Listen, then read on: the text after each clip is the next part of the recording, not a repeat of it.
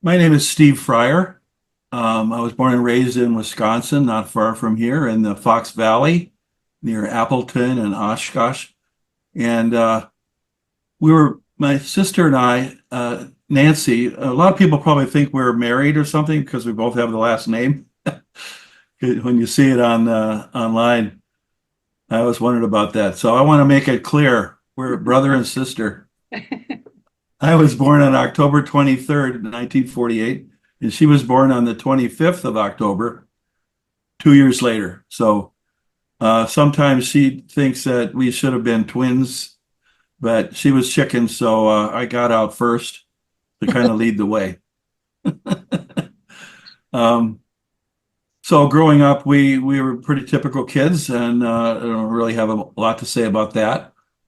Went to typical grade schools and went to the Lutheran church on Sundays, and um, nothing unusual about it until I think I moved away when I got out of high school to San Francisco, and she was kind of worried about me. It was the flower days of the flower children, and so when I got back from there, she realized I wasn't going to die or anything. So anyway, I don't have a lot to say except that she will cover all the bases on how she got started with this, but I'll just introduce Nancy Freier as an angel medium. So take it away, Nancy. Oh, gee, thanks, Steve. Yes, we go way back. In fact, I think we go back to a couple of past lives that I've had recall on, but that's another story.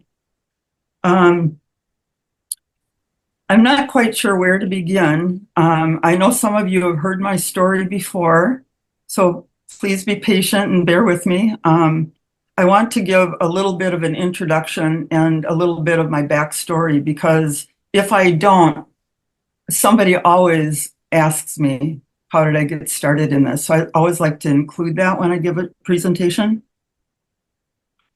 And I also want to say welcome to everyone. I'm really glad that you're here to hear my story. It just gives me honor.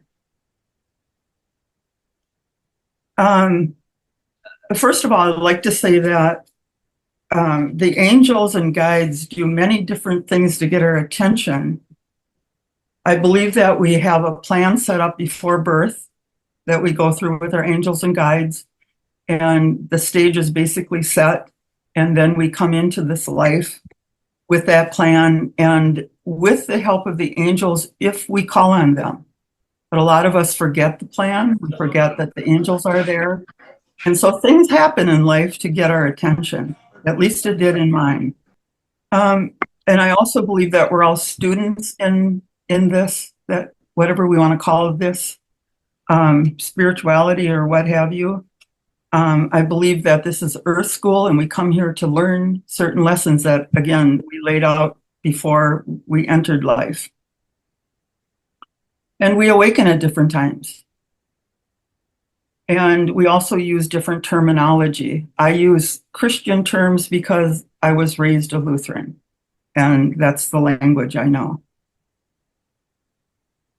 And I also want to say I never thought in my wildest dreams that I would be sitting here like this, telling this story. Never, ever occurred to me. So, when I tell the story, I want you to see if you can see where I was guided and how I was guided, even without my knowing it, because I didn't know it until much later. I had my first near-death experience right after birth. My mother told me the story one time, long time ago, and what I remember is that I became very sick, and she rushed me to the doctor, who rushed me to the hospital, and they baptized me twice in the same day. In the confusion, they didn't expect me to live, but I pulled through. And what that experience told me is that I didn't want to come here. I pushed Steve. I said, "You first." And I stayed back, and it took me 2 years and 2 days for the angels and guides to talk me into coming into this life. And that near-death experience right after birth tells me that I took a taste of this vibration and I didn't want to stay here and I wanted out. But I believe the angels talked me into staying. Of course, I'm here. So I was raised a strict Lutheran and believed that we were all sinners and we're going to hell if we don't repent. I mean, that was it. And tell that to a little girl who couldn't be a Girl Scout or a Brownie because it meant praying with other girls of other religions. My church didn't allow that. So I always kind of felt left out and never understood, how am I a sinner? I'm a little girl. This did not make sense. And when I was a teenager, at some point, early teens, I could no longer go and listen to the minister preach this sin, guilt, punishment theme that was there every Sunday. And I stopped going. And one Sunday, I locked myself in my bedroom, pretended to be asleep when my parents left for church. And to my surprise, they came home after church with the minister who wanted to, save me from whatever I was doing and to get me to come back to church. And he ended up shaking his finger in my face and he said, "Nancy, if you're not in church next Sunday, you're going to hell." And it was like he might as well just stabbed me in the heart. I mean, it was shocking and cruel. And I don't know if I've ever really fully gotten over it. But at some point in my later teens, I thought, well, if I'm going to hell, I might as well earn it. And at some point, I began drinking before I was old enough to drink. And I just always thought that God hated me and I was going to be thrown in hell. I had my second near-death experience at, I think, age 16. I had an emergency appendectomy. And after I woke up in the recovery room, the doctor was shaking his finger in my face, scolding me for waiting so long to come to the hospital that they almost lost me. So anyway, my drinking career continued, and let me back up just a little bit about that near-death experience. All I remember from it is I had glimpses of being in heaven, just glimpses of being on the other side, and I think it was very brief. I don't remember much of it, but it was odd because I was always keeping a diary and always wrote poetry and such, and the theme of my poems were written like as though I was on the other side, which kind of surprised me at the time. So the drinking continued, and at age 34, I was admitted into none other than Lutheran Hospital in Milwaukee, Wisconsin, with acute alcoholism. The doctors gave me 1 year to 5 to live if I didn't stop drinking. And I got to tell you that drinking was like my saving grace. It was how I dealt with life. And so when they told me I had 1.5 years to 5 to live, I thought, great, now what? And I always felt God hated me, and this was just another form of that punishment. Aftercare treatment forced me into AA. I went kicking and screaming. 2 years in, I met Jerry, the love of my life. I was 36 years old in 1.5 years. I was 34 years old, excuse me. 1.5 years later, on November 18th, 1986, he died suddenly. Again, I think the first thought I had was, this is some form of punishment that I never understood. I was 36 years old. That day, after getting the news, in complete desperation, I turned to God. Later, a minister told me, whenever you were in trouble, you always turn to God, which I guess that was odd for him as a counselor to notice that in me. Anyway, I turned in complete desperation and I screamed up at heaven, "God, help me get through this alive and sober, and I promise I will help other people so they don't have to suffer like I am." I have to tell you that that was probably the most profound, intensely passionate prayer I had ever said. It was the prayer to save your life. Tear comes to my eye when I think of it. I didn't even know what I meant by that prayer. Help other people so they don't have to suffer. What did that mean? And in that moment of my deep grief and despair, I also met my angels. A voice came in my head.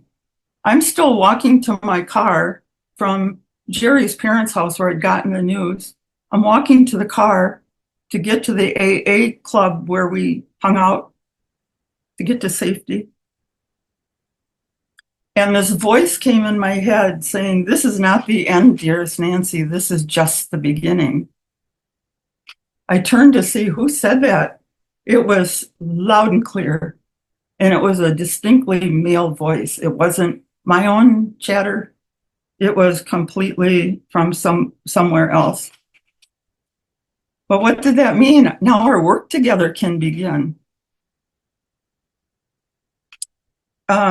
A week or so later, I went to look up my Unity minister that I had known from a couple of years earlier for grief counseling. And we chatted for a while, and I shared my story with him. And after we were finished, we walked into the Unity bookstore, and we're standing there finishing up. And he said, "Help yourself to any book that you would like." And this book fell off the shelf. Literally fell off the shelf. It's called Life Never Ends by a woman named Kay Leedy. And in it, she did automatic writing with her husband who had passed. And he told her all about heaven and whatever, and examples of handwriting, automatic handwriting in this book. I took this book home and read it in, I think, one sitting. I couldn't put it down. I was both elated to know that life continues after death and that, this woman could get messages from her husband. But then I got depressed thinking, well, I don't have that skill. I wish I had that skill. I wish I could do that, because I had this intense desire to know what happened to Jerry. Where was he? Where did he go? And I also wanted to mention at this time in 1986, there weren't a lot of books on this subject. I remember Raymond Moody had a book or two, and Elizabeth Kubler-Ross. There weren't Zoom groups. There wasn't the internet. I mean, it was a desert out there looking for information. So this book was really basically changed my life. And several things happened, and I don't remember exactly what order, and it doesn't really matter, I guess. But to me, looking back, it's how I was guided through this difficult time and into the work that I'm doing now. I was led to meet a woman by the name of Rita, who was a psychic medium. Now, I found her absolutely by accident. I didn't go out looking for her. We met by accident. She told me to come to her home the next day or whatever it was she would give me a reading. Well, what was that? I went to her home and she did a full channel reading, it was just awesome. I mean, I was just in awe of what she did. And she brought through Jerry, and the main message that I remember from that day was that I was to do automatic writing and connect with him, and because we didn't have a chance to say goodbye.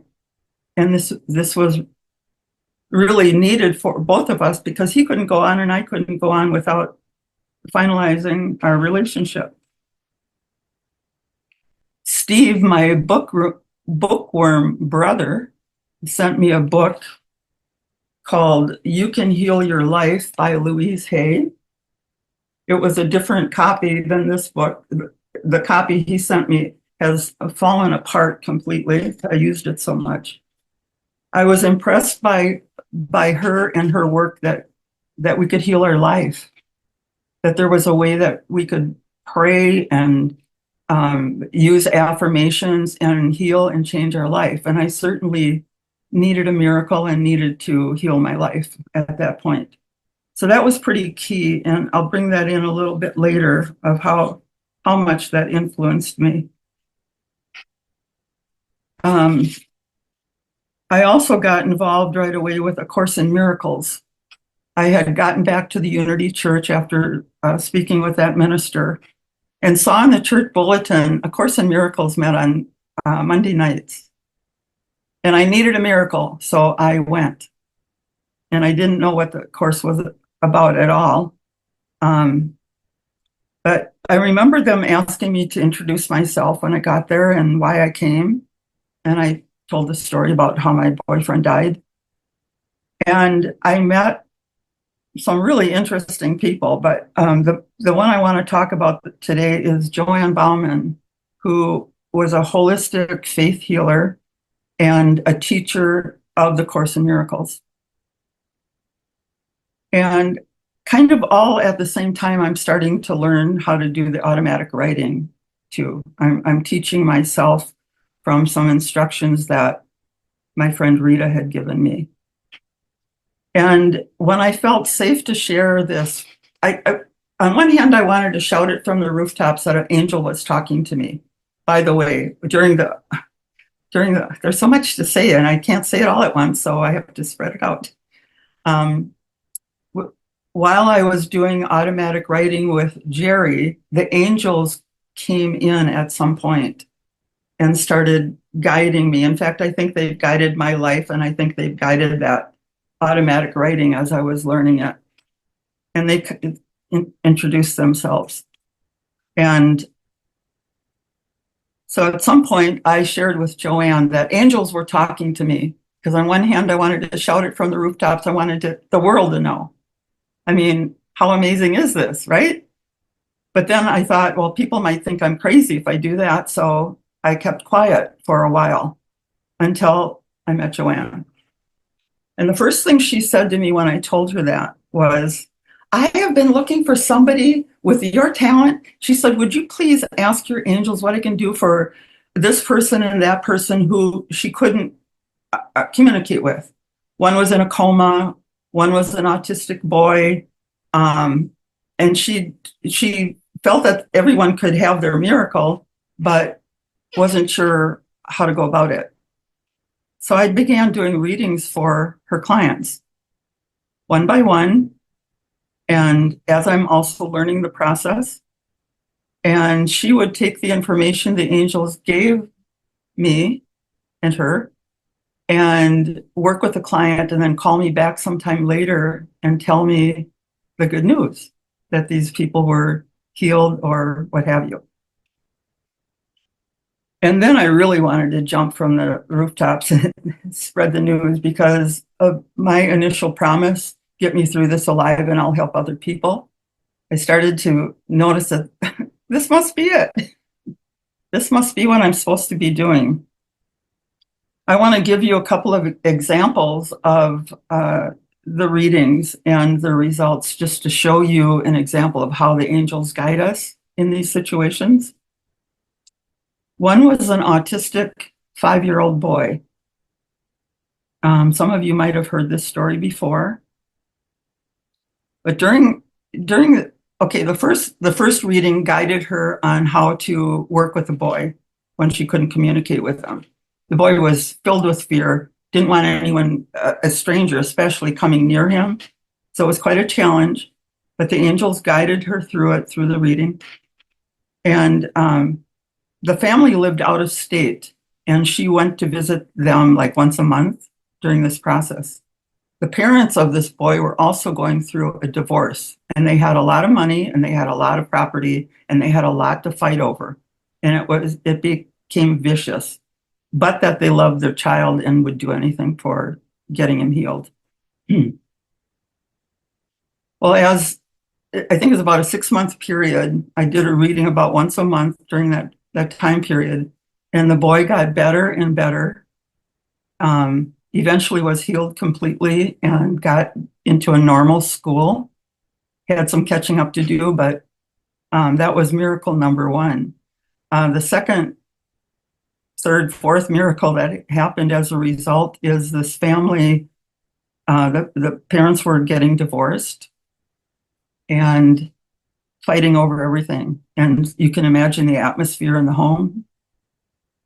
Well, the angels also led them into healing their relationship, and they remarried. And as far as I know, years later, stayed married. The angels also revealed in that case that, they come in to heal, or let me start over. Childhood illnesses usually are to teach the parents love.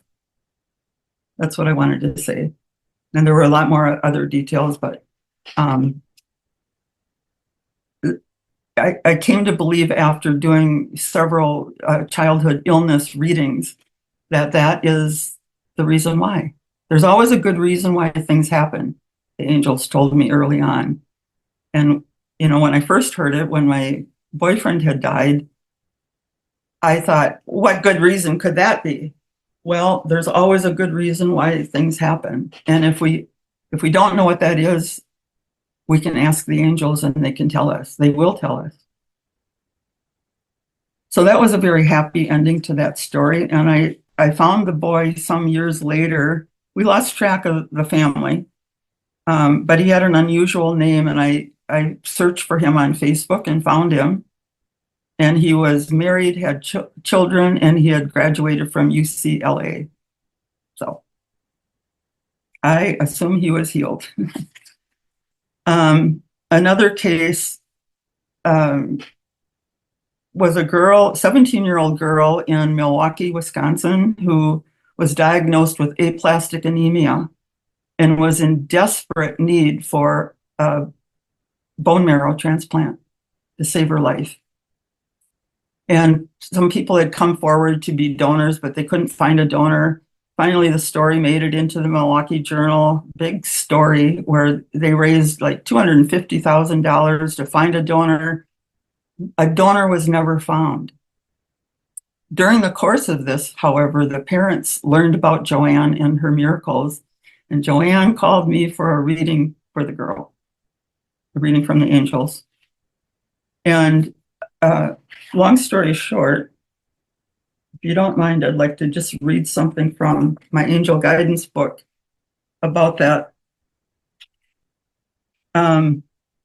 Joanne knelt beside the hospital bed. The girl was in ICU, was not expected to live without a bone marrow transplant, and sincerely prayed with the girl and said, just as Jesus rose from the dead, your bone marrow can come back to life.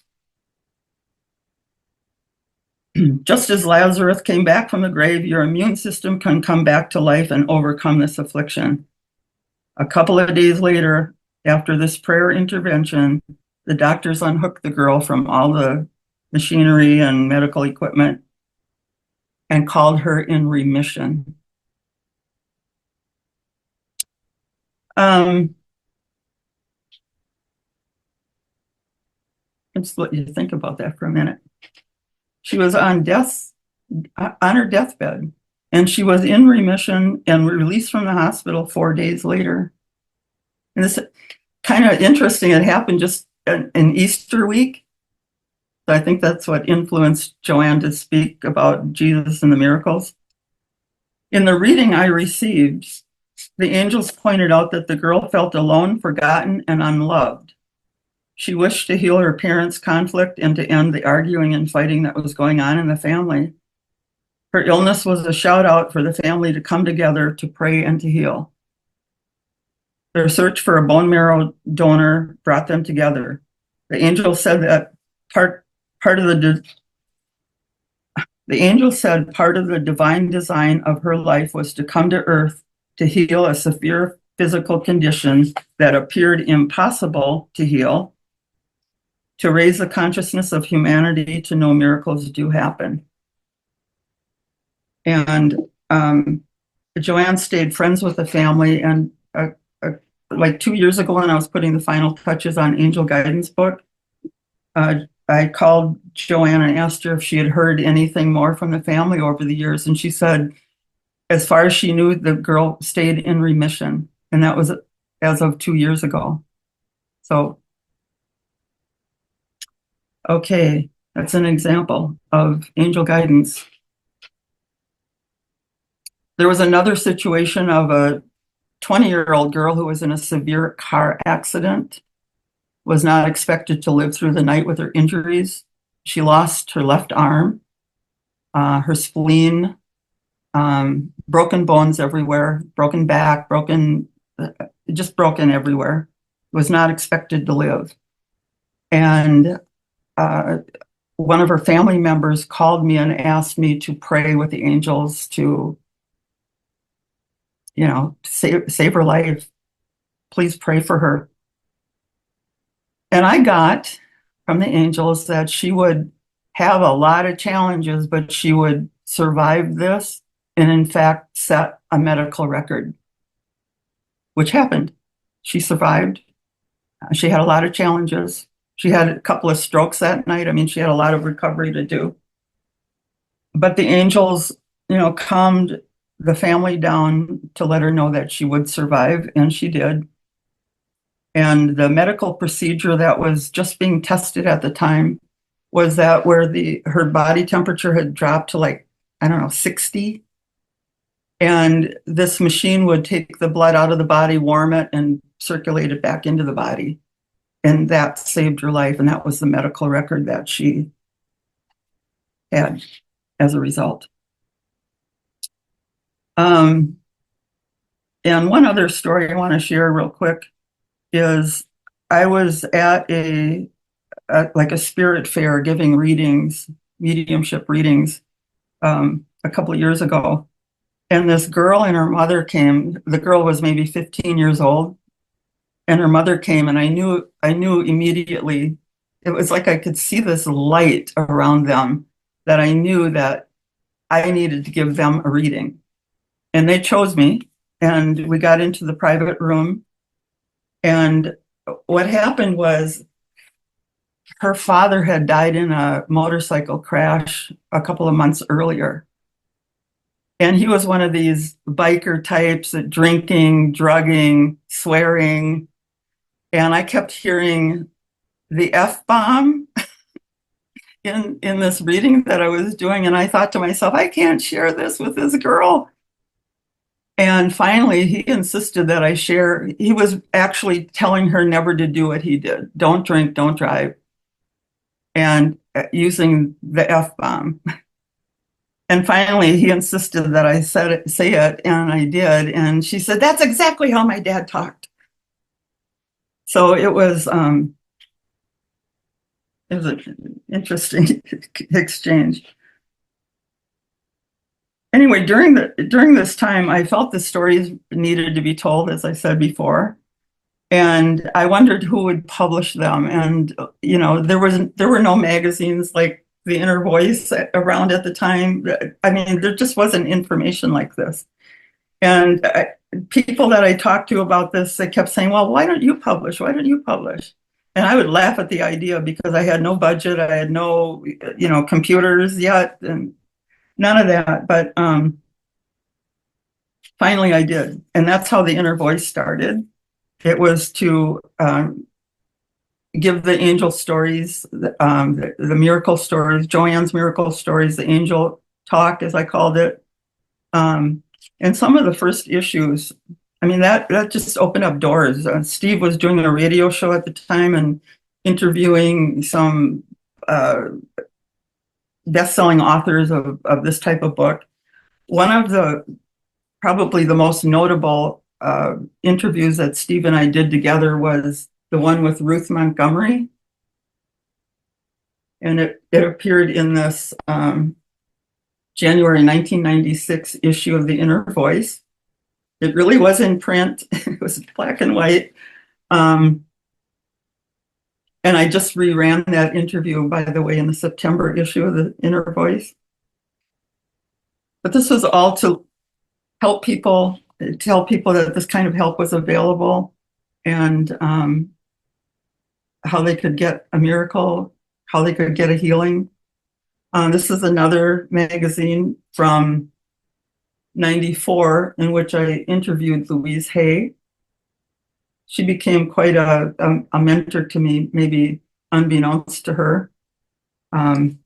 I was actually invited to her home and did an interview with her in her garden at some point. We did others like James Redfield. I know I'm kind of off subject, aren't I? Joan Borisenko, Larry Dossey. I mean, there's just a lot of stuff that happened from publishing The Inner Voice. So the word spread, and the angels kind of guided the whole thing and persisted in my doing this once I agreed to do this work. So that led to me writing the Angel Guidance book, which is questions and answers that we asked the angels over the years and their responses. That came out 2 years ago. And what I'm really here to talk about today is my latest book, which is You Can Talk with Your Angels and Guides in Spirit. And I've taught this method that I do of automatic writing, or note taking, if you will, over the years as people ask me to teach what I do. And I probably have taught hundreds at this point. And this book started as like a sheet of paper with some simple rules that Rita had given me to begin with, the automatic writing. And then I've added to it with the class experiences and my personal experiences, and it just expanded and expanded and has now become this book. It includes such things as, it has reference material, the who's who in the hierarchy of angels and guides, exercises in psychometry, learning what your intuitive abilities are and how to strengthen them, the communication process itself. Some of the first guidance that I had, I don't know where I put it, from Rita, was to simply, at 3 o'clock in the morning, 3 o'clock a.m., light a candle, have your tablet ready that you're going to write on. Again, in those days, I didn't have any computer yet. Glass of water and a bouquet of roses as a gift to spirit. Say some prayers, protect yourself, and hold the pen and let it write. And I remember the very first night that I did this, I thought, if this pen moves, I'm out of here. I mean, I didn't know if I would see a ghost or what would happen. So, and that very first message was welcome, I love you, and a J. It took an hour and a half, and it was very shaky because I fought the movement of the pen because of, I guess, the fear of seeing a ghost. The writing developed over time as I was teaching myself it, and lots of practice. I just want to show you one example. There's a few in the book, but I just want to show you this one example. I don't know if you can see that real well. I'm sharing this one because it was written darker than most of them were. But the handwriting is generally not your own. It is fancier. Sometimes you might just get doodles. But the point is to, whatever you're getting through the pen or the computer, if you use that, is to listen beyond what's coming. Does that make sense? There's always a message behind the movement of receiving the message. And it's just really tuning out the distractions and tuning in to listen to that inner voice of the angels and guides. So this book is really a step-by-step process to teach you how to do that. You can teach yourself how to do it, or I offer, thanks to Wendy, who had me start up an angel guidance group that meets the second Saturday of every month. And the announcement always appears in the Friday Afterlife report. And we're getting some fun things happening in that group. Some of you are here, and maybe you'll share some of those experiences. But really, the intention is to quiet the ego and get beyond that ego voice and listen to what the angels want to tell you. And we can ask questions. The book will suggest how to ask good questions. Top of the list would be try not to ask yes and no questions, because it puts too much pressure on you to hear the answer, especially if it's a life-altering question. I think the book is probably designed for beginners, but can also help anybody round out their experience with automatic writing and contacting the other side. I'm kind of at the end of my notes, so I guess that we will wrap it up. I think Steve would put the links to my book in the chat. If you decide later sometime to look at perhaps buying the book, if you would, it's only available on Amazon, and if you would search by my name, excuse me, if you would search by the title of the book, do not search by my name, because it's another story, but another book comes up that isn't mine anymore. So I want you to be sure to get the right book. And I guess with that, I will open up to questions.